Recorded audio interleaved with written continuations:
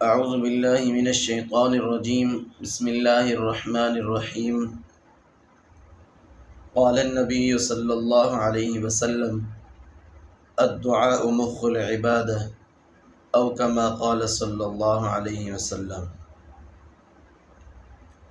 اس حدیث مبارکہ میں اللہ کے پیغمبر صلی اللہ علیہ وسلم نے دعا کی اہمیت ذکر فرمائی ہے۔ دعا کے بارے میں پیغمبر علیہ الصلاۃ والسلام نے ارشاد فرمایا کہ دعا عبادت کا مغز ہے، اور ایک روایت میں آتا ہے آپ صلی اللہ علیہ وسلم نے ارشاد فرمایا الدعاء لہ العبادہ، کہ دعا بھی ایک عبادت ہی ہے۔ دعا اللہ تعالیٰ سے کامل یقین اور توجہ سے مانگنی چاہیے۔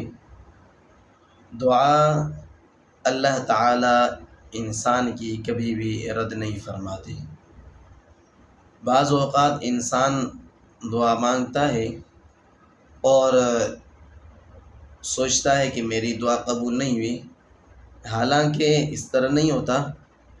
کبھی انسان دعا مانگتا ہے، اللہ تعالیٰ اس کو فوراً شرف قبولیت عطا فرماتے ہیں، اور جو دعا مانگی گئی وہی اللہ تعالیٰ عنایت فرماتے ہیں۔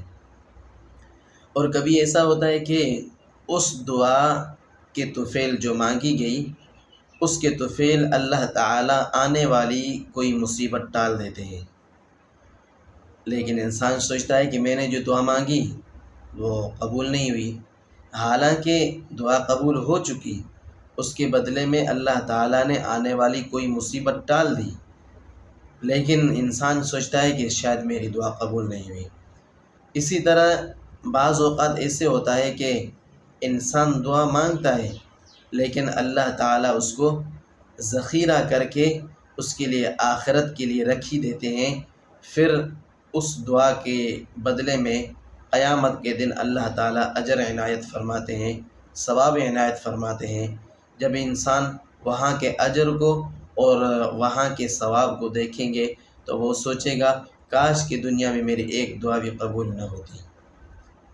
مقصد یہ ہے کہ اللہ تعالیٰ دعا انسان کی ضرور قبول فرماتے ہیں۔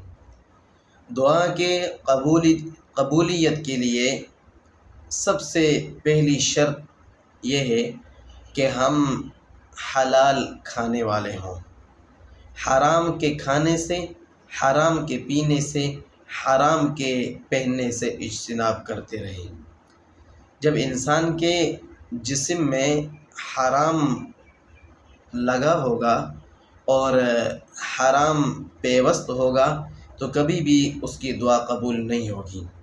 دعا کے قبولیت کے لیے انتہائی اہم اور انتہائی ضروری شرطوں میں سے ایک شرط یہ بھی ہے کہ سب سے پہلے اس کا کھانا پینا اور اس کا پہننا وغیرہ یہ حلال کا ہو، یعنی حرام سے اجتناب کرتا ہوں۔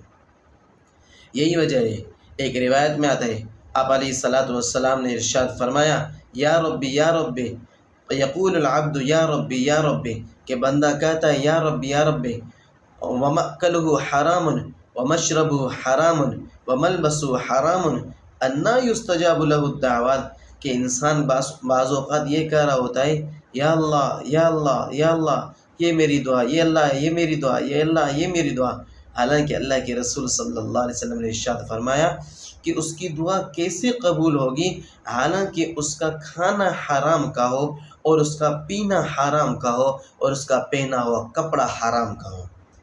جب کھانا حرام کا ہوگا تو یہ یا رب کہتا بھی رہے، پھر بھی اس کے یا رب کہنے سے کچھ بھی اثر نہیں پڑے گا۔ تو سب سے پہلے دعا کے قبولیت کے لیے حرام کو چھوڑنا پڑے گا اور حلال کا کھانا پڑے گا۔ حلال کھانا یہ انتہائی ضروری ہے۔ جب انسان کا کھایا ہوا، پیا ہوا، پہنا ہوا حلال کا ہوگا، پھر اللہ تعالیٰ اس کی دعا کو شرف قبولیت عطا فرماتے ہیں۔ چونکہ اللہ تعالیٰ واحد القہار ہے اور اللہ تعالیٰ جن باتوں سے روکتے ہیں ان میں ضرور بضرور انسان کی کوئی نہ کوئی حکمت رکھی ہوتی ہے، اور انسان کے لیے کوئی نہ کوئی اس میں فائدہ رکھا ہوتا ہے۔ اسی کے پیش نظر اللہ تعالیٰ پھر اس منہیات کو جاری فرماتے ہیں۔ اور دعا کے قبولیت کے لیے دوسری شرط یہ ہے کہ دعا میں توجہ ہو، انتہائی توجہ سے دعا کی جائے۔ ایسے نہیں کہ دعا کر دی، ہاتھوں کو اٹھایا، انگلیوں کو تھوڑی حرکت دے دی اور منہ پہ پھیر دیا، بعد میں ہم رونا روتے رہیں یار ہماری دعائیں قبول نہیں ہوتی۔ دعا کے قبولیت کے لیے توجہ کا ہونا بھی بہت ہی ضروری ہے۔ انسان توجہ صرف اللہ کی ذات میں رکھے، اور بے توجہی سے اور غفلت سے دعا یہ قبول نہیں ہوتی۔ غفلت سے مانگی گئی دعا قبولیت سے کوسوں دور رہتی ہے۔ اس لیے دعا کی قبولیت کی شرطوں میں سے یہ بھی شرط ہے کہ قلبی توجہ سے دعا مانگنی چاہیے۔ اور دعا کی قبولیت کے لیے تیسری شرط یہ ہے کہ دعا مانگتے وقت اللہ تعالیٰ پر کامل یقین ہو۔ ہم دعا مانگ رہے ہوتے اور سوچ رہے کچھ اور ہوتے، یا کسی سبب کی دعا مانگ رہے ہوتے ہیں، یا کوئی ایسا کام ہوتا ہے اس کی دعا مانگ رہے ہوتے ہیں، مانگتے مانگتے اس کے اسباب کو ذہن میں ترتیب دے رہے ہوتے ہیں، حالانکہ یہ تو درست نہیں ہے۔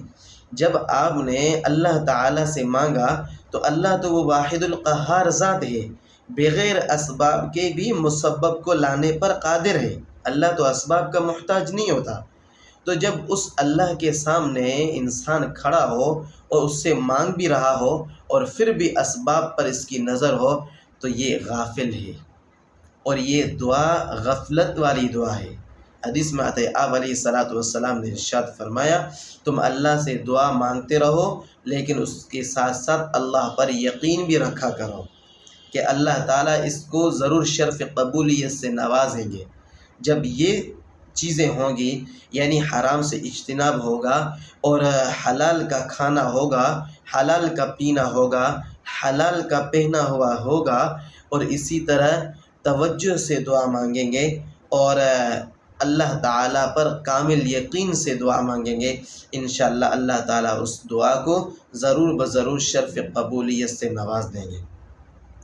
اور دعا مانگنی چاہیے۔ حدیث پاک میں آتا ہے، آپ علیہ الصلاۃ والسلام نے ارشاد فرمایا، الدعاء مخ العبادہ، کہ دعا عبادت کا مغز ہے۔ جیسے آپ نے دیکھا ہوگا کہ ایک بعض انسان ایسے ہوتے ہیں ان کا ہاتھ کٹا ہوگا پھر بھی زندہ رہتے ہیں، بعض لوگ ایسے ہوتے ہیں ان کے پاؤں کٹے ہوتے ہیں پھر بھی زندہ رہتے ہیں، بعض لوگ ایسے ہوتے ہیں کہ ان کے جسم پر تھوڑی چوٹ ہوتی ہے وہ بھی پھر بھی زندہ رہتے ہیں، لیکن ایسا کوئی بھی نہیں کہ جس کا سر نہ ہو، جس کا مغز نہ ہو اور وہ زندہ رہ سکے۔ تو ہماری بندگی کے لیے، ہماری عبادتوں کے لیے جو مغز کی حیثیت رکھتی ہے وہ دعا ہے، اور دعا مانگنے سے اللہ تعالیٰ کی ذات خوش ہوتی ہے، دعا نہ مانگنے سے اللہ تعالیٰ کی ذات ناراض ہوتی ہے۔